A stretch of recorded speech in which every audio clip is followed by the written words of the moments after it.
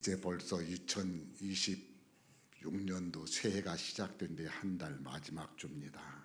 여기까지 인도하신 하나님 앞에 감사하면서 오늘 이렇게 많은 분들 함께 건강한 모습으로 예배드릴 수 있는 것 진심으로 환영하고 축복합니다. 자, 우리 옆 사람 보고 한번 이렇게 인사합시다. 아무리 보아도 하나님이 크게 축복하실 분입니다. 제가 보니까 지난주보다 이번 주가 훨씬 더 멋있어 보입니다. 아멘 않는 분들은 모르겠어요.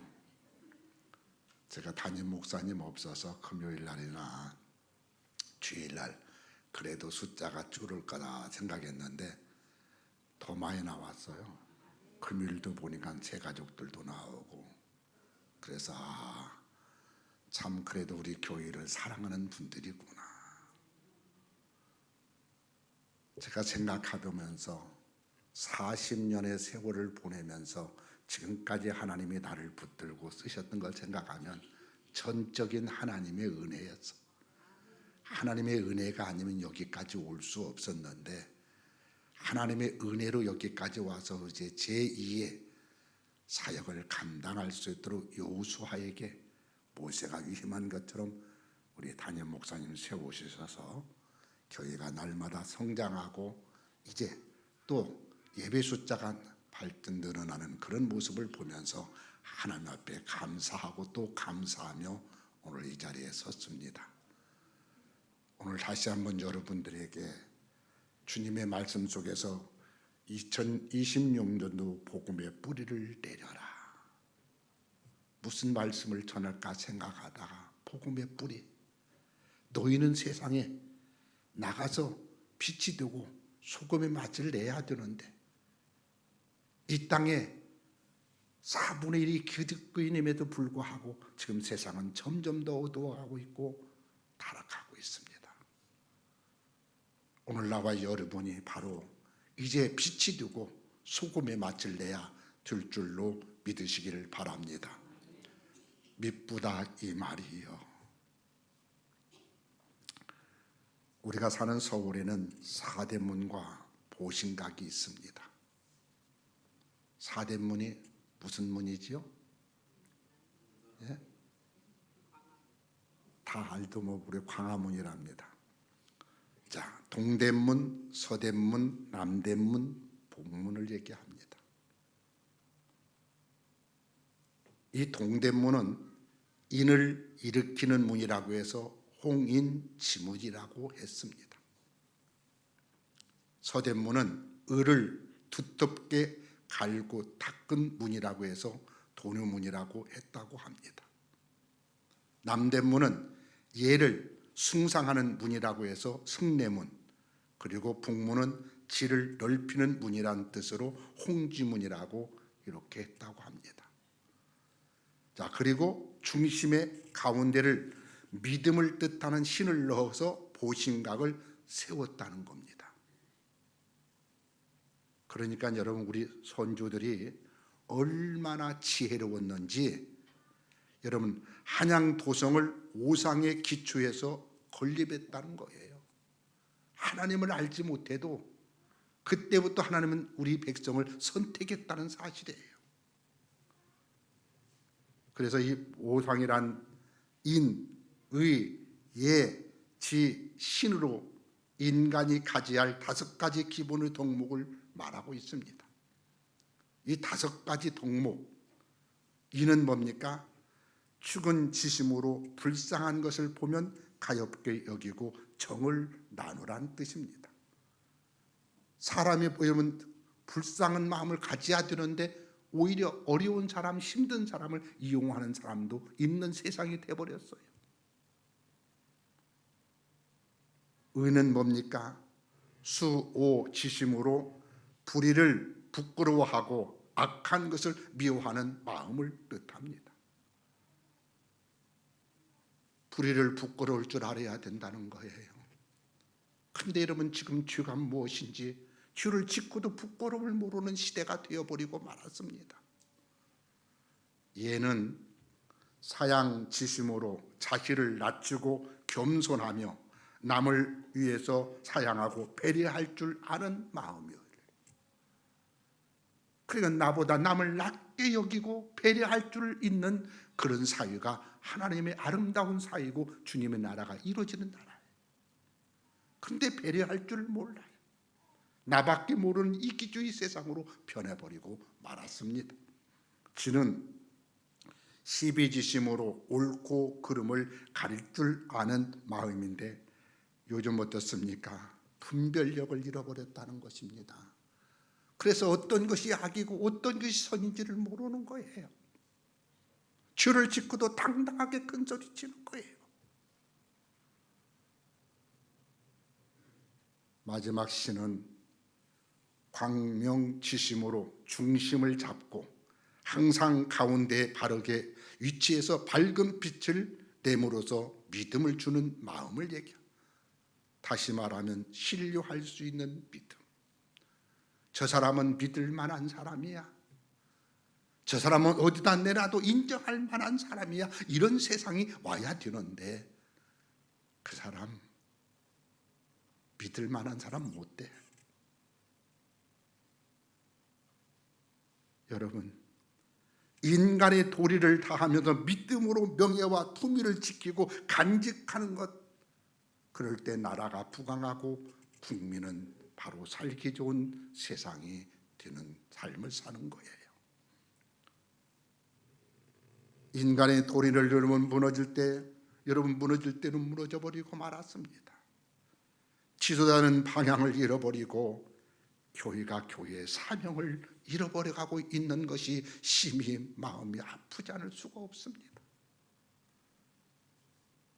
내가 너를 지명하여 불렀나니 너는 내 것이라고 인치시고 부르셔서 너희 속에 새 영을 불어넣음으로 새 마음으로 살아가는 하나님의 사람 여러분, 그리스도 안에서는 새로운 피조물이라 이전 것은 지나갔으니 보라 새 것이 되었도다. 이제 우리는 어두워가는 세상의 빛을 발하고 타락한 세상의 소금을 몇 맛을 낼 수 있는 크리스찬으로 살아가야만 된다는 것을 말씀하고 있는 것입니다. 미쁘다 이 말이요. 어떤 부자가 3명의 아들을 두고 살았습니다. 이제 세상을 떠날 날이 가까웠어요. 그래서 이젠 재산을 물려줘야 되겠는데 누구에게 물려줄까? 지혜로운 아들에게 물려줘야 되는데 생각하다가 세 아들 모두를 다 불렀습니다. 그리고선 세 아들에게 각자 100만 원씩 돈을 주면서 가서 안방을 가득 채울 수 있는 물건을 구입해 오라고 말을 했습니다. 저녁이 되자 큰아들은 방에 채울 건조더미를 수레에 가득 싣고 왔습니다. 얼마 후에 둘째 아들은 손뭉치를 수레에 가득 싣고 왔습니다. 그 모습을 본 아버지는 실망한 상태에서 뒷마당에 내려놓으라고 말합니다. 그런데 셋째 아들이 마지막 돌아오는 모습을 빈손으로 본 거예요. 그래서 아버지가 물었습니다. 너는 왜 빈손으로 왔느냐? 그랬더니 그 아들이 이렇게 말하는 것입니다. 아버지가 준 돈을 가지고 내가 시장에 나가보니까 어려운 사람이 밥을 먹지 못하고 있는 사람이 있기에 어쩔 수 없이 그 돈으로 빵을 사가지고 그들의 배를 채워주기 위해서 주고, 그리고 남은 돈으로 이렇게 초를 사가지고 왔습니다. 그리고 그 초를 가지고 방에 들어갔습니다. 방에 들어가서 초에다 불을 비췄습니다. 그랬더니 그 불빛이 온 방을 가득 채워서 환하게 밝혀졌다는 것입니다. 아버지는 그 작은 아들의 지혜를 보고 옳거니 너의 그 지혜가 과연 우리 가뭄을 살릴 수 있는 지혜구나. 그리고 그 아들에게 많은 재산을 물려주었다는 이야기입니다. 여러분, 여러분의 마음속에 무엇을 담고 있습니까? 여러분의 마음속에 2026년도 무엇을 채우기를 원하고 있습니까? 아무리 고급 컵이라 할지라도 물을 담으면 물컵이 되고, 금을 담으면 금컵이 되고, 쓰레기를 담으면 쓰레기컵이 될 수밖에 없는데, 오늘 여러분 진정 우리 믿음의 사람들은 무엇을 담아야만 되겠습니까? 요즘 우리 사회에 욕된 말이 막연하고 있다고 합니다. 세상 돌아가는 판이름 방귀꾼 놈이 상성내는 식으로 막 가는 세상이 튀어버려도 말았다는 것입니다. 특별히 사이버 광장의 욕설은 저주에 가까울 정도로 황폐하고 있습니다. 아르키메데스는 말할 때를 아는 사람은 침묵할 때를 안다라고 가르쳤습니다. 경우에 합당한 말을 아루새긴 쟁반의 큰 사과와 같다고 말합니다. 하지만 부주의한 말은 싸움에 불을 붙일 수 있습니다. 잔인한 행동의 표출을 사람을 치고 죽입니다. 그러나 기쁨에 넘치는 말은 세상을 밝게 비춰주는 것입니다. 인자한 언행은 상처를 고쳐주고 축복을 부여합니다. 이 시간 우리는 살리는 여러분 진정 주님의 말씀으로 영과 육에 새로워지는 그런 축복이 있기를 주의 이름으로 축원합니다. 우리 말 한마디가 얼마나 중요한지, 말 한마디로 영혼을 살리기도 하고요, 영혼을 죽이기도 하는 거예요. 말 한마디가 여러분 진정 그 사람의 여러분 힘도 주기도 하고, 그리고 실망도 시킵니다. 옛날 어른들이 속담에 말 한마디가 천냥빚을 갚는데요, 말 한마디로 천냥빚을 갚는다는 겁니다. 말 한마디가 얼마나 중요한 줄 아십니까? 그러게 여러분, 칼로 받은 상처는 치료할 수 있어도 말로 받은 상처는 치료할 수 없다는 거예요. 우리 믿음의 사람은 살리는 말, 창조적인 말, 긍정적인 말, 여러분 아멘 할 때까지 옆 사람한테 참 멋있어 보입니다, 힘 있어 보입니다, 건강해 보입니다. 주일날 만나면요, 첫 인사가 다 아이고 장로님 건강해 보이십니다 그러면 좋은데요, 아이고 장로님 어디 아프세요?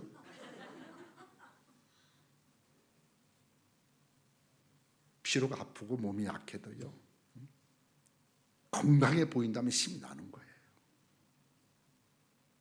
말 한마디가 여러분 그 사람을 생명을 살릴 수 있고 죽일 수 있다는 거예요. 여러분, 오늘 성경은 하나님의 말씀에 대해서 미쁘다 이 말이요 모든 사람들이 받을 만하다라고 말합니다. 말씀은 길입니다, 진리입니다, 생명입니다. 말씀 안에 살아가는 사람들, 말씀 붙들고 있는 사람들, 말씀대로 살려고 노력하는 사람들은 어떤 고난과 역경 속에서도 좌절하거나 실망하지 아니한다는 거예요. 말씀이 여러분 어떻습니까? 여러분을 자유케 한다고 말씀합니다. 말씀이 길이 튀는 것입니다, 생명입니다. 여러분, 이 미쁘다 이 말이라는 구절은 바울이 그의 목기서실에 종종 사용하는 애용구로서 여러분 모든 사람이 생각할 겨루도 없이 받아들일 만하다는 전적인 확실하다는 걸 얘기하는 거예요. 사람의 말은 믿을 수도 있고 믿지 못할 수도 있습니다.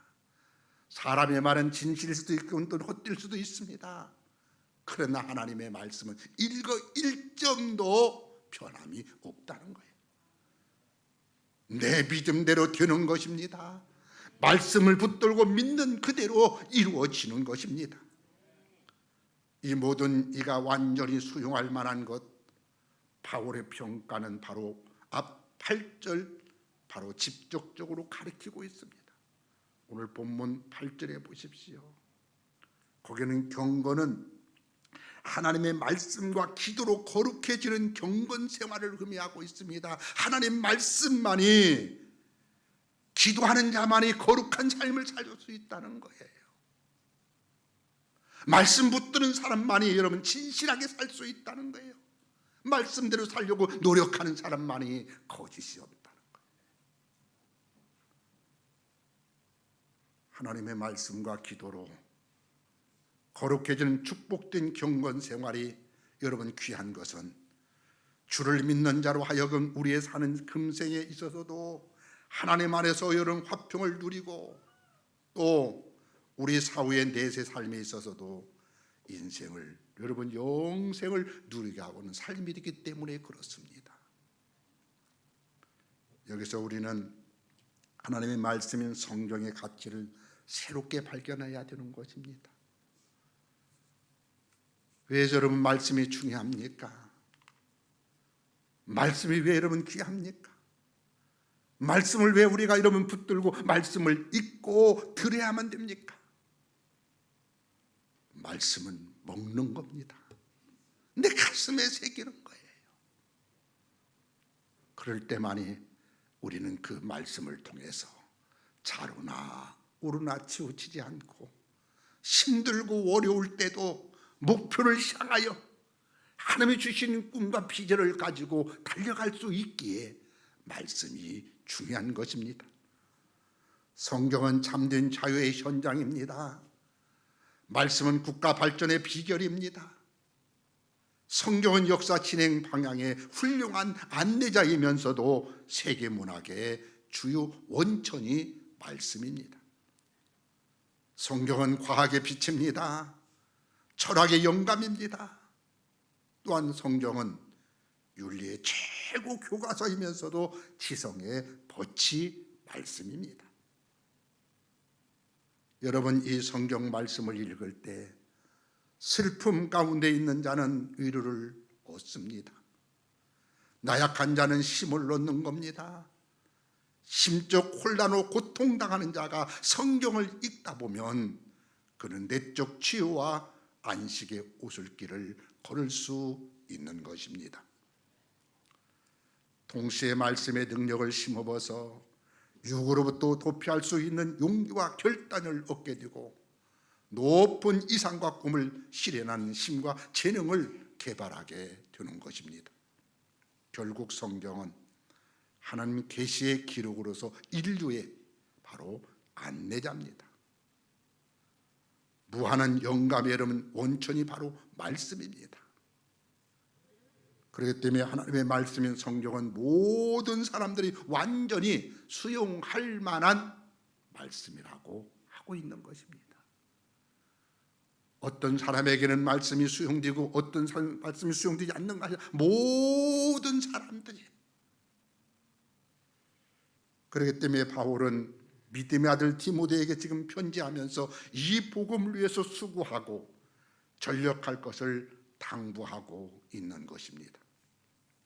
그런데 여기서 우리가 특별히 주목할 것이 사도 바울이 지금 복음을 언급하면서 수고, 곧 노동의 개념을 도입하고 있다는 사실입니다.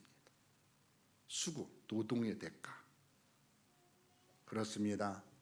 하나님의 말씀을 전하는 복음, 전도는 노동하는 것처럼 힘들고 어려운 것을 얘기하는 겁니다. 그렇기 때문에 여러분 전념해야 된다고 바울은 강조하고 있는 겁니다. 전념하지 않으면 안 된다는 거예요.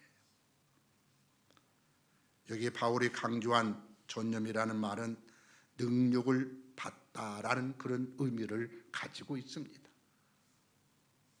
쉽게 말하면 고린도전서 4장 11절 이하에 있는 것처럼 바울이 복음을 향한 고난의 상황을 방해하고 있습니다. 바로 이 시각까지 우리가 줄이고 목마르며 헐벗고 매맞으며 정처가 없고 또 수고하여 친히 손으로 일을 하며 모욕을 당한 적 축복하고 박해를 받은 적 참고.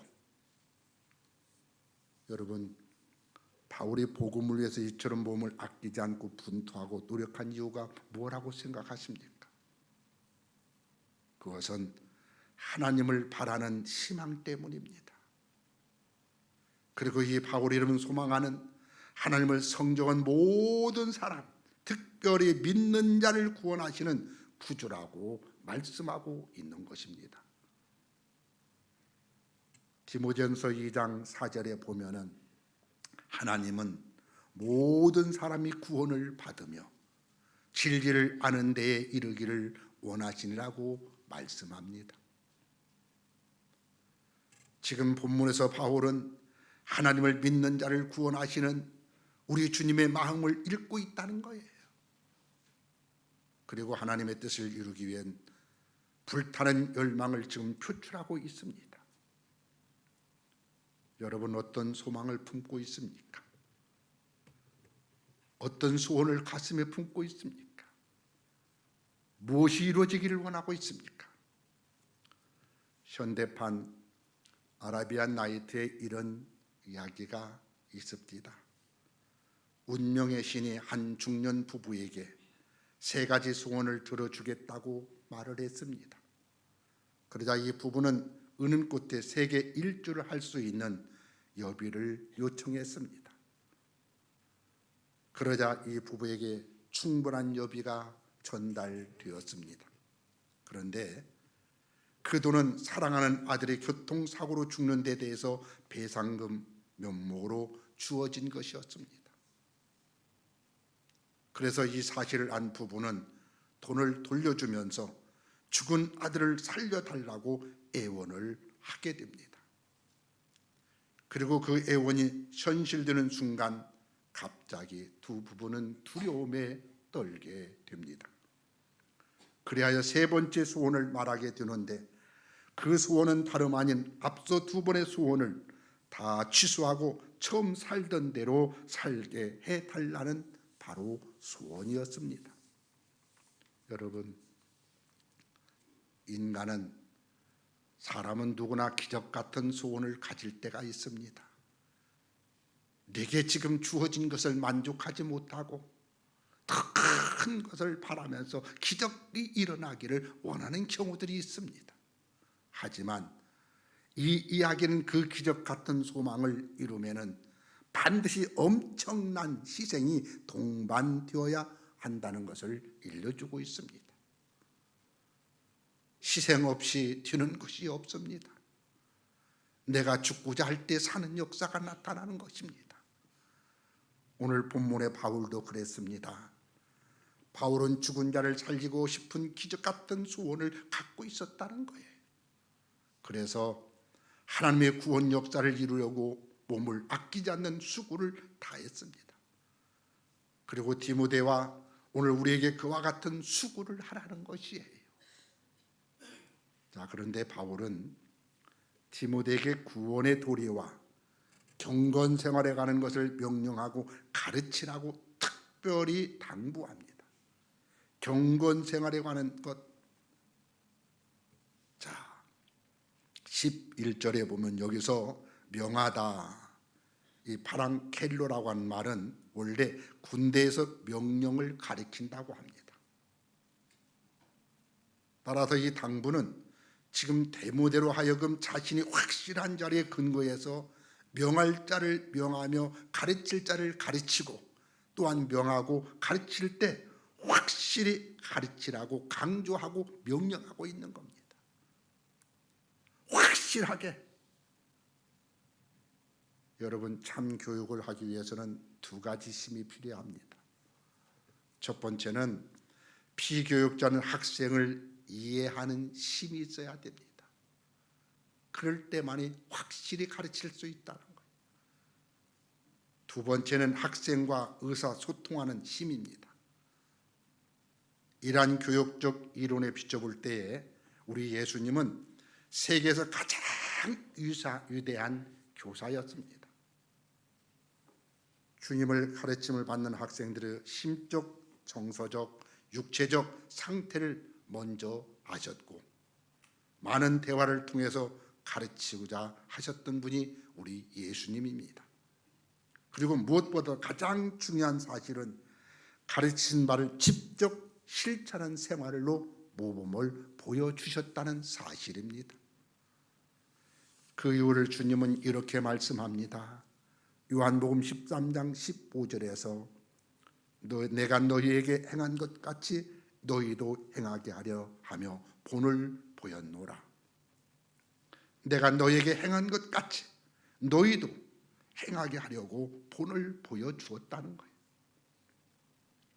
교육적 통합됨의 중요성을 말씀하고 있습니다. 부모가 자녀에게 교육할 때 내 삶을 통해서 자녀에게 모범을 보이지 않냐면 아무리 교육해도 소용없다는 거예요. 자, 그런데 바울도 오늘 지금 말씀에도 디모데에게 교육적 동화 관계를 명하고 있습니다. 우리 12절 누구든지 우리 한번 같이 12절 합독합니다. 누구든지 시작.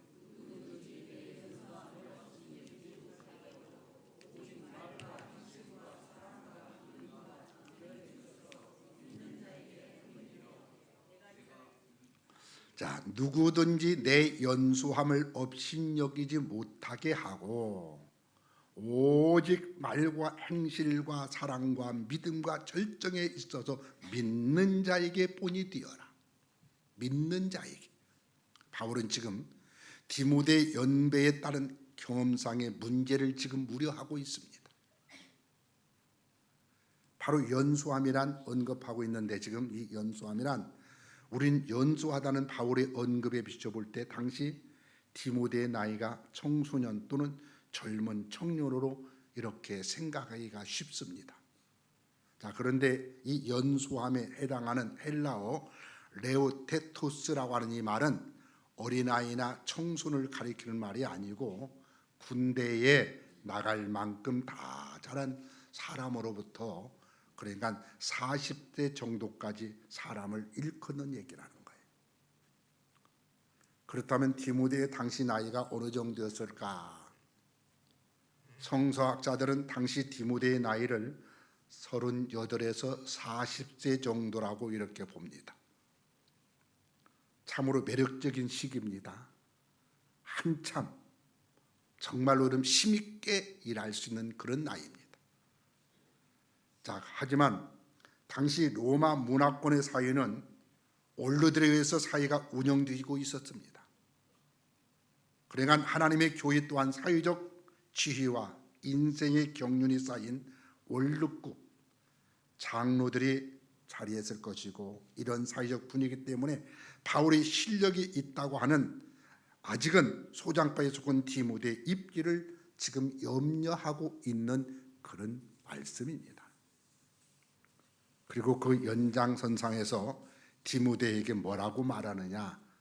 인간적 업신여김을 받지 않기 위해서는 모든 일에 모범을 보여서 온 교회에 본이 되어야 된다고 강조합니다. 교회는 중직자들의 신앙에 따라서 교회가 성장할 수 있느냐 멈출 수 있느냐는 이야기입니다.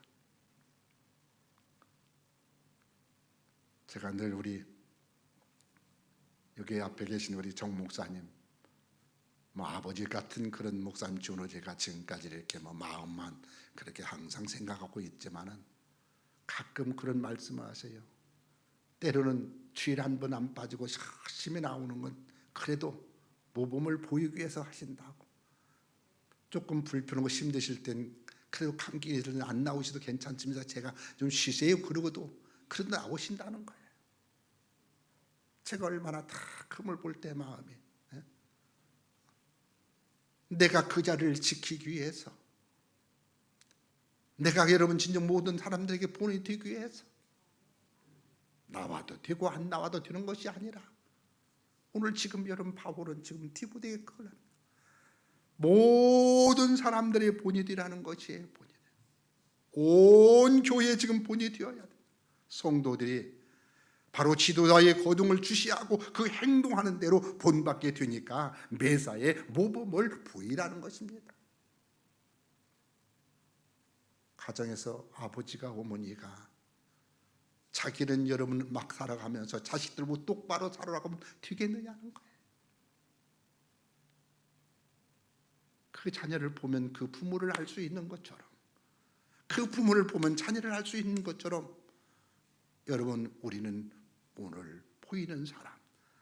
자, 그렇다면 바울이 지금 디모데에게 요구한 신앙적 모범의 덕목이 무엇일까요? 먼저 말과 행실에 있어서 믿는 자의 본이 되라는 것으로 여러분 바로 지도자의 언행 일치를 강조하고 있습니다.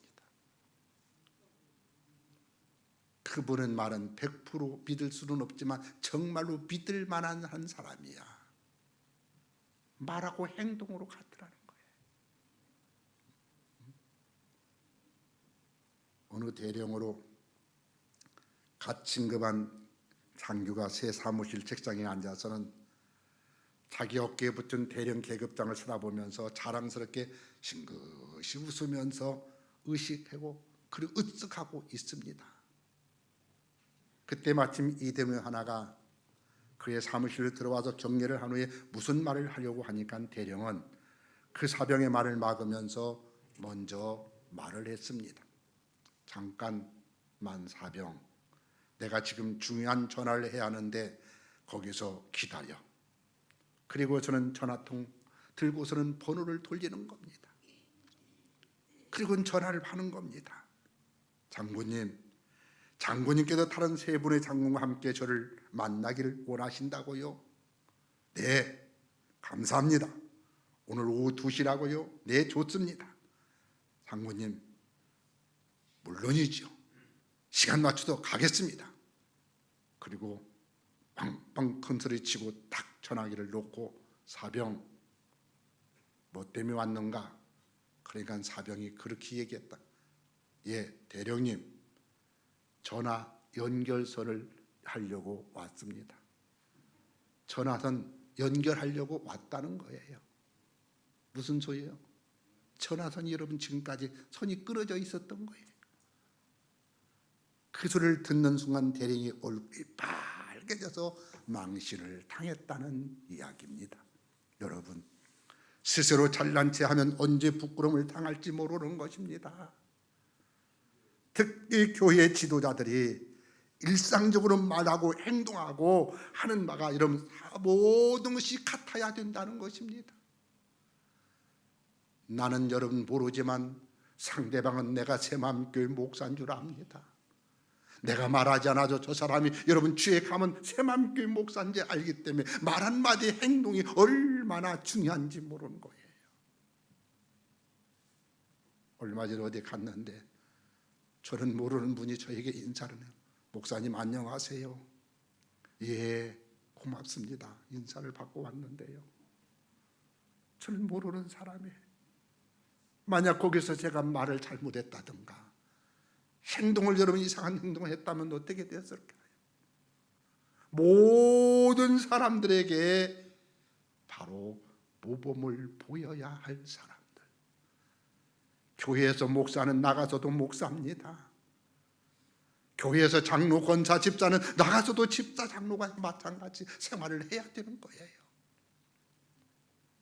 옛날 우스갯소리로 교회에서는 나와서 집사님 밖에 가면 뭐요? 잡사님이라고 부른다고 합니다. 여러분, 우리는 말과 행동이 같아야 되는 것입니다. 두 번째, 바울은 사랑의 본을 요구하는데 여기 사랑은 사람을 대하는 기본적인 마음가짐을 얘기하는 것입니다. 올람에서 있었던 일이라고 합니다. 실제로 전투를 하다 보니까 부상자가 생겼습니다. 이 부상자가 갈증을 느끼고 물을 달라고 하는데 아무도 물을 가진 사람이 없는데 마침 군목이 자기 물통에 물이 조금 남아서 그걸 그에게 주었습니다. 부상병이 물을 마시려고 하는데 모든 사람들이 지금 갈등을 느끼고 있는 그런 반 속에서 그걸 보고 집중하고 있는 거예요. 이 부상병의 차마 그걸 먹을 수 없습니다. 그래서 소대장이 그걸 주었어요. 소대장을 그걸 받아가지고는 그냥 꿀꺽 그냥 마시고서는 그리고 다시 부상병에 주었습니다. 부상병에 봉을 받고 보니까 소대장은 분명 꿀꺽 마셨는데 물은 그대로 남아있는 거예요. 소대장의 마음을 알았습니다. 그리고 자기도 꿀꺽 마시고는 다른 병사에게 주었습니다. 이 병사가 저 병사로, 저 병사가 저 병사로 옮기면서 여러분 모두 다 물을 마셨는데 물통에 물은 그대로 남아 있었다는 이야기입니다. 여러분, 조건을 초월해도 얻습니까? 초월해서 사랑을 나눈 감동적인 이야기가 아닐 수 없습니다.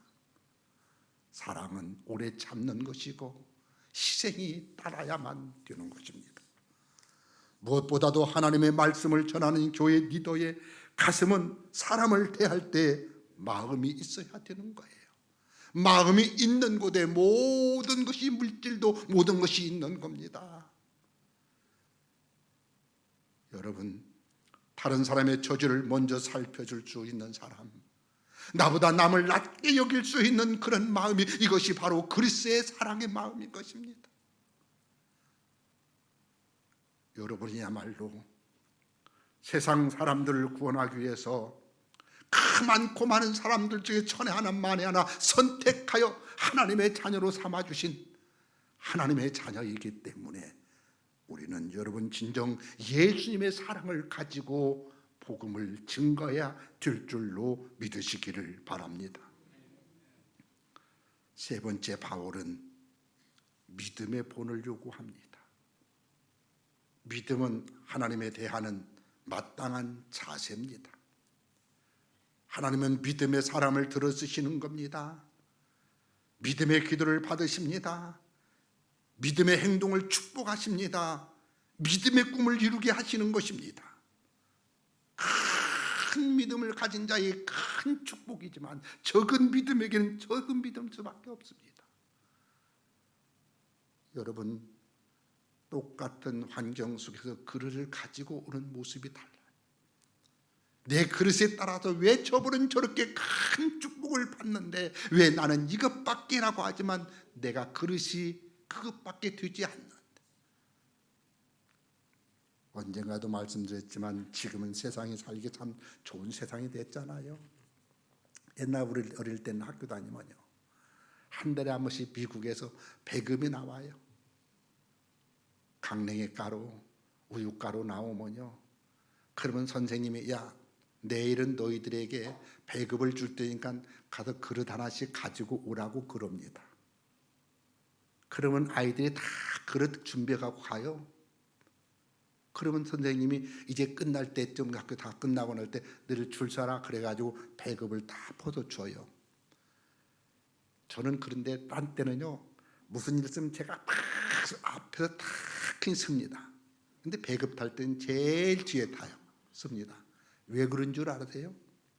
선생님이 배급을 줄 때는 보면요, 그릇 가지고 전부 다 해서 하나씩 이렇게 퍼서 주는데 절대로 나머지 모자랄까봐 절대 많이 안 줍니다. 근데 마지막에는 이게 많이 남아요. 그러면 저는요, 우리 이모부 집이 굉장히 부자였어요. 그 당시에 그러면 거기 가갖고 푸대를 하나 가져가요. 그냥 이런 푸대를 하나 빌려갖고 가면요, 이렇게 푸대 갖고 저는 벌립니다. 애들은 조그마한 책보 갖고 나는 푸대를 벌려요. 그럼 선생님이 야 임마 조그만 갖고 라 했지. 그리고 하나 부어보니까 나는 흔들으면요 보지도 않아요. 그러면 다시 또 한 줘. 그러면 또 흔들어. 그래가지고 그놈을 다 가지고 오면요, 우리 엄마 주면은 우리 어머니가 냄비, 그러니까 그 양푼에다가 물로 착 저어가지고 쪄요. 우유가루를요. 그러면 그걸 딱딱 자르면 여처럼 잘려요. 지금은 뭐 많지만 옛날에는 이게 유일한 간식인데요. 야, 애들은 한 바가지 받은 거 갖고 다 그거 하루 이틀 먹으면 없어집니다. 나는 그것 일주일 내내 여기다 넣고 다니면서 먹어도요, 그러면 애들이 졸졸 쫓아다녀요. 야, 하나만 줘라. 하나만 주라. 그러면 내가 야, 너 나보고 고맙다고 해야 돼? 아주 주는 거예요. 너 다음 주일날 우리 교회 갈래? 바로 저희 집 위에가 교회가 있었어요. 성결교회. 제가 그때 깨달은 게 그래. 그릇을 여러분 적은 것 갖고서는 아무리 많이 남아도 선생님이 거기다밖에 안 줘요. 믿음은 바라는 것들의 실상이고 보지 못하는 게 증거다. 크게 믿으면 크게 되고 적게 믿으면 적게 되고 안 믿으면 안 되고 믿음대로 된다고 성경은 말합니다. 여러분 2026년도 여러분 마음속에 무엇을 품고 기도하십니까? 여러분 큰 믿음으로 구하시기를 주의 이름으로 축원합니다. 네 번째, 절정의 본을 요구하고 있습니다. 절정의 요구. 여기서 절정이란 도덕적으로 방탕하지 않고 순결함을 유지하는 것뿐만 아니라 우상 숭배를 하지 않으면서 믿음의 지조를 지키는 것을 말하는 것. 디모데전서 3장 9절의 말씀처럼 이건 성경은 이를 깨끗한 양심을 말하고 있습니다. 우리 믿음의 사람들은 깨끗한 양심. 여러분 그릇이 아무리 여러분 컵이 여러분 좋아도 지저분하면 여기에 물건을 담지 못하는 거예요. 그릇이 깨끗해야 아름다운 것을 담을 수 있습니다. 그래서 물 담으면 물컵이 되는 것입니다. 금 담으면 금컵이 되는 것이지만 쓰레기 담으면 쓰레기컵이 될 수밖에 없다는 거예요. 우리는 깨끗한 양심을 가져야 되는 것입니다. 그래서 여러분 세상에 나가서 거짓 없는 세상, 여러분 진정 깨끗한 양심을 가지고 빛이 되고 소금의 직분을 감당해서 어두워가는 세상의 빛을 발할 수 있는 사람, 타락하고 부패한 세상에서 여러분 소금의 맛을 내서 여러분 주님의 나라가 이 땅에 이루어질 수 있는 축복의 나라가 되어야 되는 것입니다. 오늘 바울은 믿는 자의 본이 되기 위해서 세 가지 실천 사항을 강조하고 있습니다. 첫 번째, 그가 바로 성경 읽기입니다. 말씀을 읽어야 된다는 거예요. 성경을 읽는 것은 개인적으로 성경을 탐독하는 것뿐만 아니라 예배 시에 함께 여러분 회중 앞에서도 성경을 낭독하는 거예요. 그래서 말씀을 읽는 자가 복이 있습니다. 말씀을 듣는 자가 복이 있습니다. 말씀을 읽으십시오. 말씀을 들으십시오. 그럴 때 내 속에서 하나님의 말씀이 역사하는 거예요. 여러분 일주일 동안 집에 가서 성경 몇 절이나 읽으셨습니까?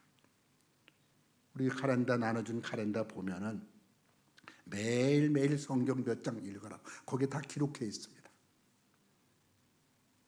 제가 보니까 아침 새벽기도 끝나고 1시간 반 정도 성경을 읽고요. 오후에 제가 1시간 반 정도 이렇게 읽어보니까 지금 성경 한독을 하더라고요. 일락도 시작했는 지금 한독. 아까 별거 다 해더라. 간단하더라고요. 매일매일 여러분 성경 10장씩만 읽어보세요. 그럴 때 그 말씀이 길이 되고 진리가 되고 생명이 되신다는 거예요. 내 속에 하나님의 말씀으로 가득 채서 성령이 지배하는 삶, 성령이 역사하는 삶, 성령이 나를 인도하는 삶으로 살아보세요. 어떤 고난과 역경 속에서도 두려움이 없습니다. 두려워하지 마라, 내가 너와 함께합니다. 놀라지 말라, 내 하나님이 됩니다. 세상 끝날까지 나와 함께하겠다는 그 하나님의 말씀으로 채워보십시오. 그럴 때 여러분은 반드시 승리하게 될 줄로 믿으시기를 바랍니다. 나머지 둘은 말씀을 권하는 것과 가르치는 것입니다. 사람들로 하여금 성경을 가르치며 입각해서 바로 행동하고 바로 살 수 있게끔 교훈하라고 말합니다. 그렇습니다. 나와 여러분은 하나님의 복된 자녀들입니다. 어디 가든지 간에 예수 그리스도의 향기가 나야 돼요. 종이에 여러분 생선 싼 종이는 생선 냄새가 날 수밖에 없어요.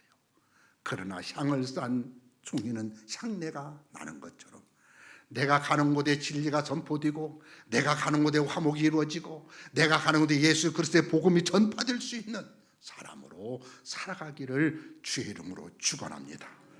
여러분 바라기는 지난 삶을 돌아보면서 이제 새롭게 말씀으로 무장하시기를 바랍니다. 그래야 주님 부르신 그 부름의 삶에 합당한 자가 되어서 모든 사람이 믿고 따르기에 합당한 말씀으로 여러분의 가슴을 가득가득 채워서 영적 양식이 풍성한 그리스찬으로 이 땅에서 가장 복되고 아름다운 삶 속에 하나님의 영광을 드러내고 이 땅에서 사람을 기쁘게 하는 그런 삶 속에서 2026년도는 정말로 신바람 나는 크리스찬으로서 받은 증거만 또다 증거할 수 있는 축복의 열매가 주렁주렁 열리기를 주님의 이름으로 축원합니다.